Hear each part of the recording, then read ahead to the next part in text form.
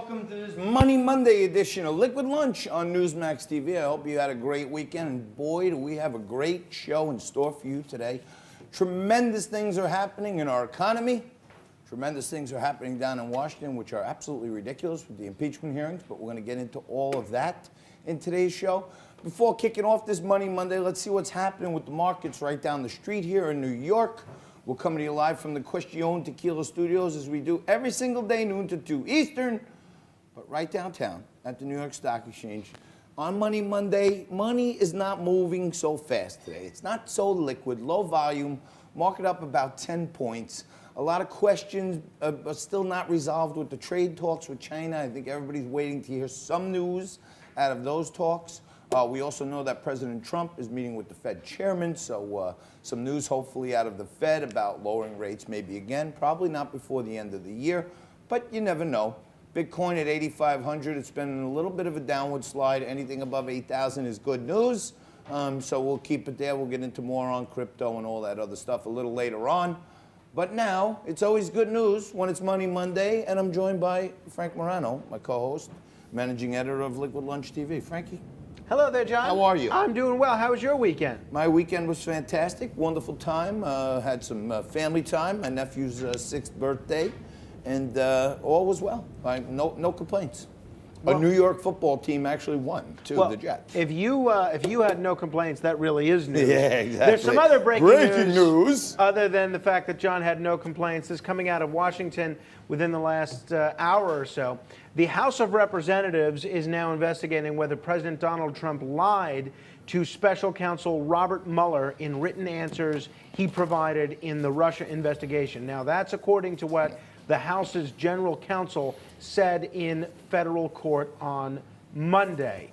They wrote a letter to the U.S. Court of Appeals for the District of Columbia about why the House now needs access to grand jury material that Mueller collected in his investigation. We'll see where that goes. Ho-hum. Ho-hum. I mean, it's been, Frankie, before you get into your frankly speaking, which is frankly one of the best frankly parts of the show, if you ask me, Agreed, by the way. Time you turn around, the House Democrats are trying to get the president. Right. Is Gerald Nadler right now? There he is. Yeah. Hey. And people keep coming up to me, like in the street, people who watch Liquid Lunch, they're sending me messages on Instagram, Facebook. Hey, are they really going to get the president? Are they going to get Trump this time? And isn't it sad that they have to say this time? Like it's been an ongoing thing. They spied on the guy before he was in place. We have an investigation by the U.S.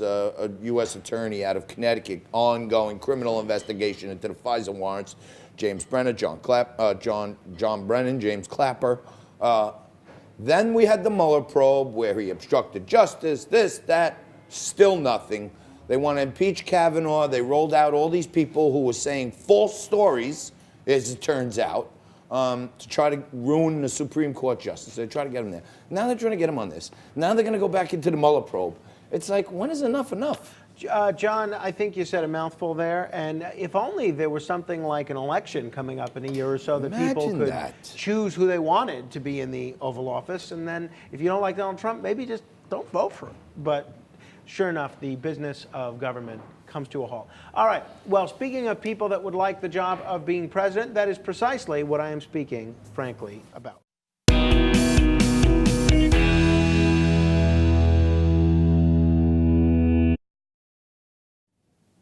New York City's former three-term mayor, Mike Bloomberg, who got that third term by essentially buying off members of the city council with his personal wealth and with the city treasury, he had quite a bit to say in Brooklyn over the weekend. He was at a black church in Brooklyn, New York on Sunday, talking about his very controversial policy, which he was a champion of, not just for the 12 years that he was mayor, but for the last 6 years since he's been out of office. Stop, question, and frisk. This is what Mayor Bloomberg said to a largely minority audience in Brooklyn.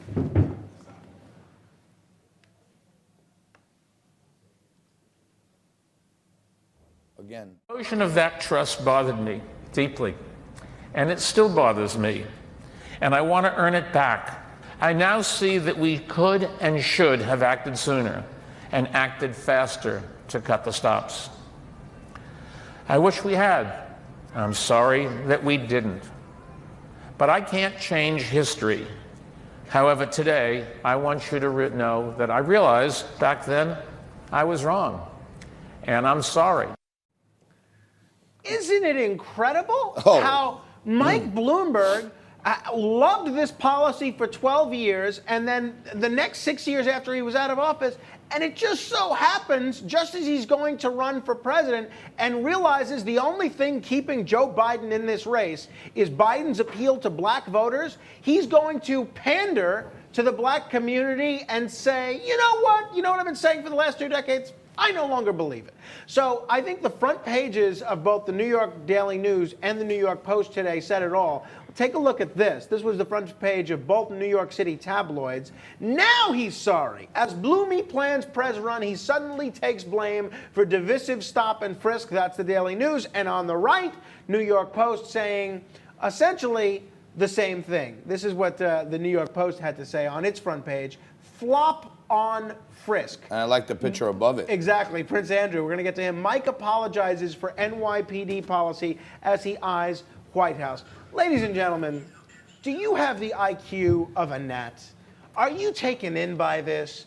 Do you believe for a second that this is a genuine apology? You know what? I very rarely say this, but the guy that I agree with 100% on the events that happened yesterday is New York City's current mayor, former Democratic candidate for president himself, Bill de Blasio, who went on CNN and said the following. I wish we had. I'm sorry that we didn't. And now we have Mr. Mayor de Blasio here with us. Thank you for coming on in. First, I just want to get your reaction to this apology today. Do you believe it was sincere? Anna, I'm looking at that, and I just have to say, people aren't stupid. Like, they can figure out whether someone is honestly addressing an issue or whether they're acting out of convenience. For years, so many of us said, when he was mayor of New York City, this is hurt. Guys. Acting out of convenience. This is insane. Now, I'm all for having a discussion about whether stop, question, and frisk is an effective policy or not. Let's have that debate. Let's look at the data. But for you to stake your whole political career, your whole reputation on two issues. One is continued reduction in crime in New York City and the improvement in the New York City economy under your stewardship. Your leadership was so vital that you had to steal a third term from the voters. And then all of a sudden, when you realize you're now running in a party that happens to have a lot of black voters, shrug your shoulders and say, oh, I don't believe it anymore. This guy is as phony as a $3 bill, at least when it comes to the question of stop, question, and frisk. John, now, $3 I bill, can't imagine. that could have a different connotation when you say $3 bill. What do you mean there? So far. What exactly does that mean? Well, that could mean something else. It means if I get a $3 bill, I'm not accepting it as currency. Got it. All It right. explains this. When you paid me before the show today, you gave me several $3 bills. I had to use that brown marker to know for sure that it wasn't real. That was Monopoly money. You thought that was actual money? So Are you far, kidding me? John, the only guy. Not good tender. The only guy that seems to be taking Mike Bloomberg at his word that this is a sincere apology is Al Sharpton, the self-appointed leader of the black community. Al Sharpton. Of course, Al Sharpton. Because he's got his hand out already. Exactly. He sees Mike Bloomberg running for president, and all he's thinking is deep pockets, a giant baby. check. He doesn't even see a face on Bloomberg. You remember those old Bugs Bunny cartoons when the character was hungry and they'd morph into a cartoon chicken or something? They'd morph into a giant ham. That's all Sharpton sees with Bloomberg. He just sees his face morph into a check. And it just so happens, I don't know if you saw the story on Saturday. My face morphed into a check for Al Sharpton once, also more than once. It's not something I would be bragging about. No, I'm not audience. bragging about it. I'm just telling you how it works over there at the House of Pain, the National Action Network. You go over there, you want Al to say something good about you, you better have at least 25 G's. And if you're running for president, it's probably a lot more than that. And if you're Mike Bloomberg and you've got That's what I'm saying. billion, Presidential candidate. The nice thing, if you give money to Al Sharpton, if you're John Tobacco or Mike Bloomberg, is you get a tax deduction, right? Yay. However, where is that valuable tax? No, keep in mind, we're subsidizing these donations. That's right. As taxpayers. Where is that money going? Well, you'll be happy to know, folks, if you donated to the Al Sharpton National Action Network, it's going mostly to Al Sharpton. That's right. $1 million in compensation he got yesterday. A terrific story by the New York Post on Saturday showing that he earned $1 million in compensation from his own charity last year, including $600,000 in a category entitled Other Compensation. Other compensation. Not salary. Other compensation. Not bonus. Oh, you want a new Rolex, Other compensation. Rev? Other compensation. Oh, you want to take a private jet somewhere? Other compensation. I can tell you this firsthand. Okay, I ran for city council, Frankie, as you know, back in 2009. I don't know anything about this. Well, you know I ran for it because you were part of my campaign team. And at one time, I tried to seek some kind of collaboration with the National Action Network because the community that I was running in, there were a lot of people of color, and I wanted to show that I could, you know, cross the aisle and talk to all different people. And in one of those meetings with Reverend Al, he literally wanted my watch off my wrist. I'm not kidding. Well, hey, maybe if you would have given it to him, you would have gotten elected. Hey, you never know. That is the thing, and I know we have a lot of news to get to. Yeah. A lot of impeachment news, a lot of news around the country. But the thing with Al Sharpton is he has made the art of not endorsing candidates into an industry, right? So he didn't endorse in Bernie Sanders and Hillary Clinton, but he got both of them to go up to Harlem and spend time with him and give him credibility. Now, Al Sharpton's political influence is one of the most misunderstood things in all of American politics. You remember when Al Sharpton ran for president himself in 2004? Not only did he not do nearly as well, even in states like South Carolina, as Jesse Jackson did 20 years prior, but he didn't even beat John Kerry in Harlem. So here's a guy who could not even beat the waspiest of the wasps in Harlem, his own backyard essentially, and yet he's convinced the world that he has his finger on the pulse of the black community. He gets people to pay him off in all different ways, or at least that's what I'm alleging, to not go for the other guy.